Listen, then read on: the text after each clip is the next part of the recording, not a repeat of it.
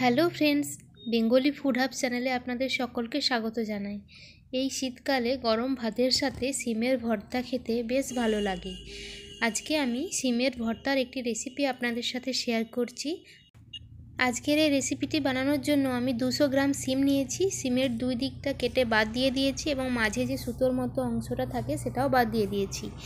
নিয়েছি 1 চামচ মতো সর্ষে বাটা, কাঁচা লঙ্কা, কালো জিরে, শুকনো লঙ্কা আর 4 কোয়া রসুন। আমি 4টে কাঁচা লঙ্কা নিয়েছি। একটু ঝাল হলেই সিমের ভর্তাটা খেতে বেশি ভালো লাগে। আপনারা যে যেমন ঝাল পছন্দ করেন সেই অনুযায়ী ঝাল দিতে পারেন। প্রথমেই আমি কড়াইতে অল্প একটু জল দিয়ে সিমগুলো হালকা একটু সেদ্ধ করে নেব। অল্প একটু লবণ দিয়ে দিচ্ছি। অল্প লবণ দিয়ে দিলে তাড়াতাড়ি সেদ্ধ হয়ে যায়। এরপর ঢাকা দিয়ে 5-6 মিনিট একটু সিমটা সেদ্ধ করে নিয়েছি। এবার এই সেদ্ধ করা সিমগুলো একটা মিক্সিং বোলের মধ্যে দিয়ে পেস্ট বানিয়ে নেব।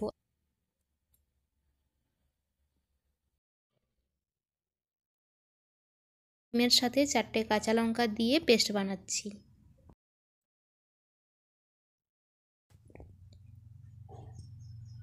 এবার রসুনগুলো একটু থেতো করে নিচ্ছি।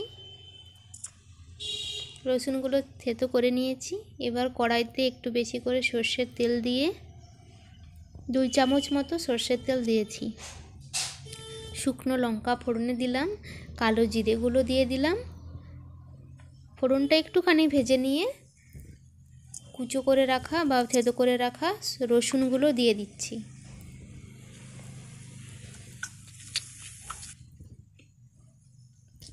রসুনটা যখন একটু লাল লাল হয়ে ভাজা হয়ে আসবে সেই সময় সর্ষে বাটা দিয়ে দিলাম।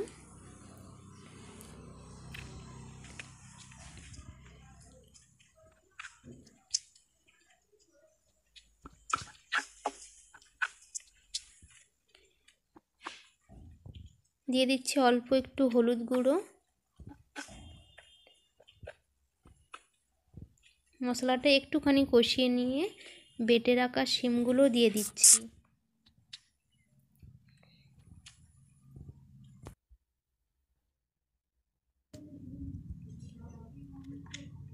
এবার সব একসাথে ভালোভাবে মিশিয়ে নিচ্ছি।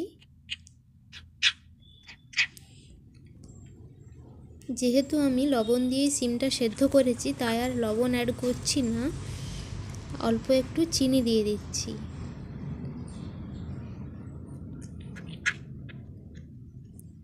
এবার মিডিয়াম ফ্লেমে বারবার নাড়াচাড়া করে জলটা শুকিয়ে নিতে হবে।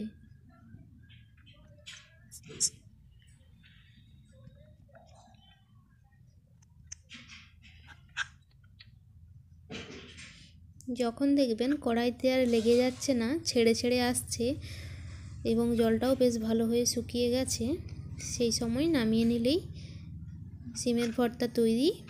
সব শেষে একটুখানি সর্ষের তেল অ্যাড করে দিতে পারেন। রেসিপিটি কেমন লাগলো অবশ্যই জানাবেন এবং চ্যানেলটি যদি সাবস্ক্রাইব না করে থাকেন অবশ্যই চ্যানেলটি সাবস্ক্রাইব করে নেবেন। এবার একটু কাঁচা সর্ষের তেল দিয়ে গরম গরম ভাতের সাথে পরিবেশন করুন সিমের ভর্তা।